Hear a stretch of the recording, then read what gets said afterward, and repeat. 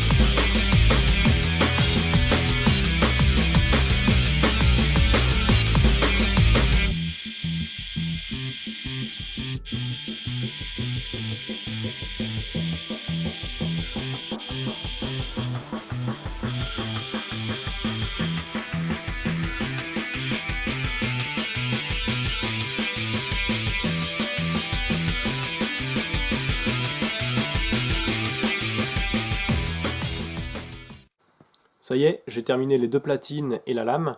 J'ai percé à 4 mm ici pour l'axe, percé à 2 pour le stop pin ici.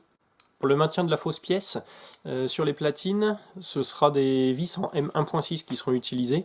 Donc j'ai d'abord pré-percé les deux platines avec un foret de 1,25 et ensuite j'ai taraudé la platine de droite. La platine de gauche, elle est juste percée à 1,6 parce que c'est à peu près le diamètre extérieur du filet de la vis. Et ensuite j'ai mis un coup de fraise conique pour pouvoir insérer les têtes. J'ai pris du Z8 C17 parce que c'est un inox qui n'a pas besoin de traitement thermique pour obtenir ses propriétés inoxydables, donc c'est assez pratique. L'épaisseur pour ces platines fait 1,2 mm. Une fois monté, ça donne ça. J'ai juste mis une vis au bon diamètre à l'avant. À l'arrière, juste une cale de la même épaisseur avec une vis pour juste maintenir l'écartement. Et puis il n'y aura plus qu'à percer au niveau du stop pin en position fermée et en position ouverte. Comme ça normalement on aura le positionnement définitif. Il y aura juste à mettre un coup de serrage là sur la vis pour bien bloquer en position et puis voilà.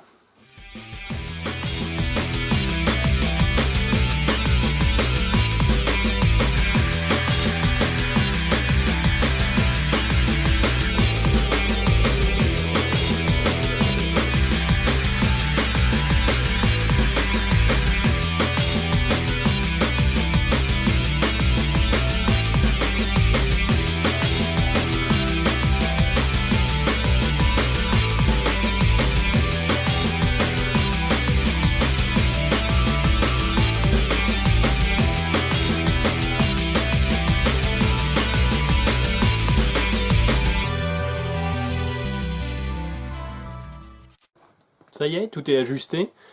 Donc là j'ai pu reprendre la forme de la lentille correctement. Reprendre aussi l'ajustage au niveau des platines ici. Et donc maintenant là on retrouve la position fermée. Avec le pin stop ici qui vient buter sur le talon de la lame. Comme ça pourra pas venir, le fil de lame ne pourra pas venir toucher la fausse pièce derrière, c'est calé. Et puis en position ouverte, tac. Voilà, c'est ajusté aussi grâce au trou qu'on avait prévu.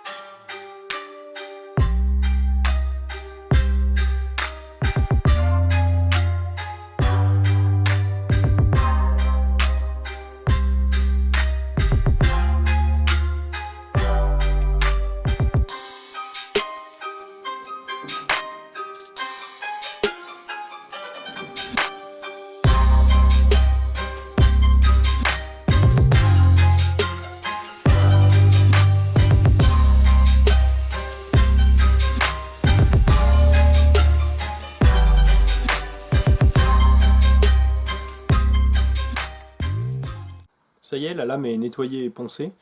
Je me suis arrêté au grain 600 parce que je vais faire une finition stonewash dessus, donc ça sert à rien de pousser trop loin le ponçage. Et je le ferai par contre au dernier moment parce que si j'ai des petites choses à ajuster encore, ça m'évitera de retoucher à la patine. L'étape suivante, ça va être de fabriquer des rondelles de friction. Pour ça, je vais utiliser un feuillet de téflon qu'on m'avait donné il y a quelques temps qui fait 3/10 de millimètre d'épaisseur. Je vais découper les rondelles avec des emporte-pièces de 4 et 10 mm. Si vous n'avez pas de téflon, vous pouvez utiliser l'intérieur des anciennes disquettes, il paraît que ça marche très bien.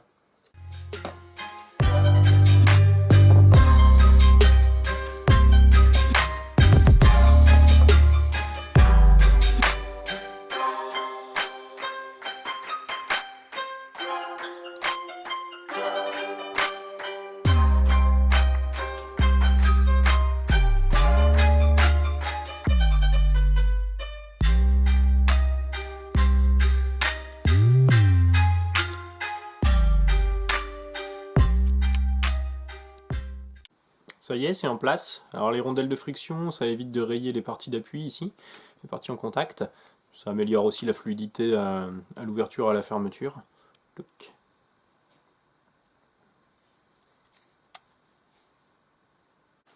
On va maintenant s'attaquer à la fausse pièce. Alors la première étape, ça va être de mesurer précisément l'épaisseur de la lame et des deux rondelles de friction pour s'assurer de l'épaisseur que ça représente. Et puis on va calibrer notre morceau de bois de la même épaisseur exactement.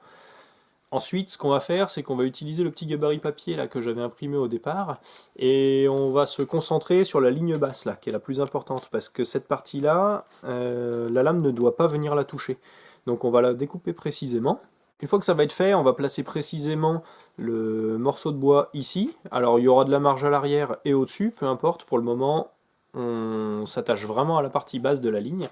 Et on va bloquer ça sur la platine, venir percer dans les trous qu'on a déjà préparés, pour que ça tombe juste. Et puis une fois que tout ça se sera mis en place et puis calé, on viendra poncer le dessus et la partie arrière à flanc.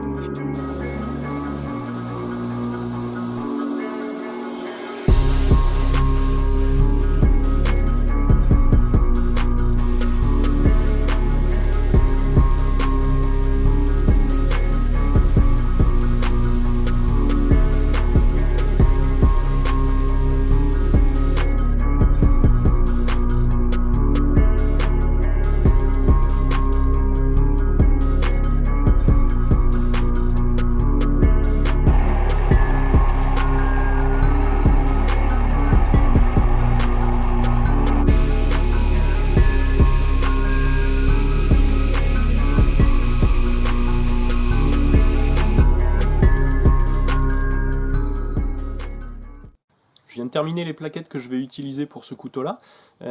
Donc là, j'ai déjà calibré le carrelet. Maintenant, ce qu'il va falloir faire, c'est découper ça correctement. Pour ça, ce que je vais utiliser, c'est une sorte de petit gabarit en papier ici. Donc ça, c'était c'est le couteau dans lequel j'ai vidé en fait la platine. Je vais venir le poser sur le carrelet comme ça, et puis trouver le placement qui me convient. Je vais le tracer grossièrement pour avoir une petite idée, puis ça va me permettre d'enlever toute la matière en trop. Ensuite, je vais découper dans l'épaisseur les deux plaquettes dont j'ai besoin. Et je vais coller ensuite ça sur un petit intercalaire blanc ici. Une petite chose importante, pour que l'adhérence se fasse bien avec la colle, il faudra penser à rayer l'intercalaire, puis que ce ne soit pas poncé trop fin non plus sur la plaquette.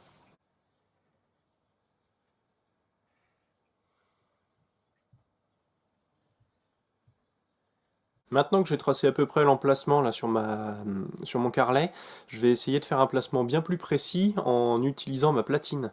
Parce que j'aimerais que la vis d'axe, elle tombe dans la partie résinée ici, et puis ma vis en M2 qui tiendra la plaquette à l'arrière, je voudrais qu'elle tombe aussi dedans. Je viendrai mettre ça en place sur mon carrelet, et donc je vais vérifier que ça tombe bien comme il faut, et je vais retracer ça nickel.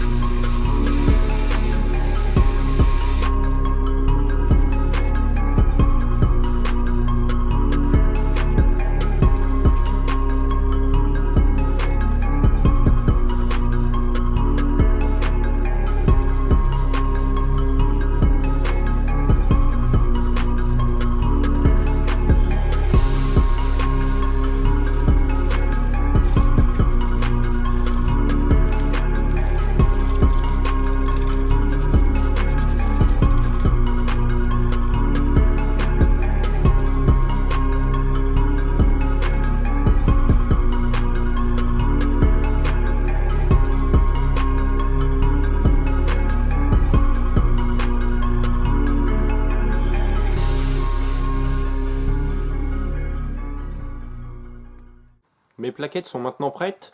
Ce que je vais commencer par faire, c'est percer le trou où il y aura la vis d'axe. Comme je vais mettre une vis en M3, je vais percer à 3 mm, comme ça il n'y aura pas de jeu. Je mettrai un coup de fraise conique après pour juste insérer la tête.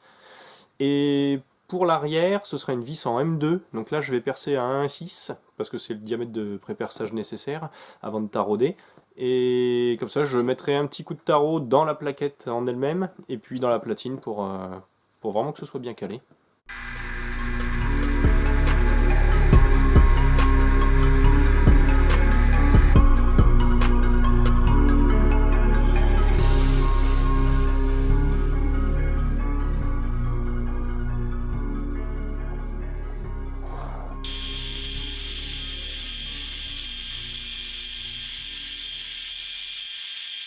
L'axe taraudé que j'utilise fait 4 mm de diamètre. Ce que j'ai fait là, c'est que j'ai percé l'intérieur de ma platine à 4 mm, donc même diamètre, pour pouvoir l'insérer de 2 mm à l'intérieur. J'ai fait ça parce que comme ça, la vis, elle pourra venir porter sur un petit peu plus que juste la largeur de la lame et des platines. Donc je pense que ça améliorera un petit peu le maintien. Et donc j'ai fait ça aussi dans la seconde plaquette.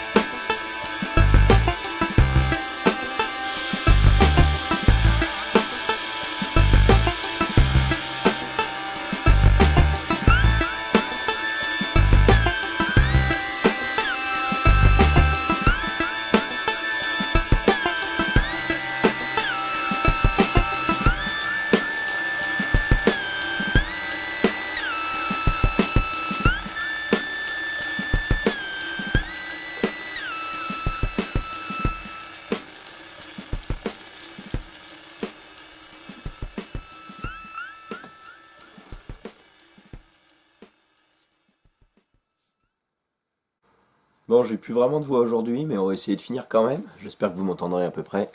Là, j'ai toutes mes petites pièces qui sont terminées.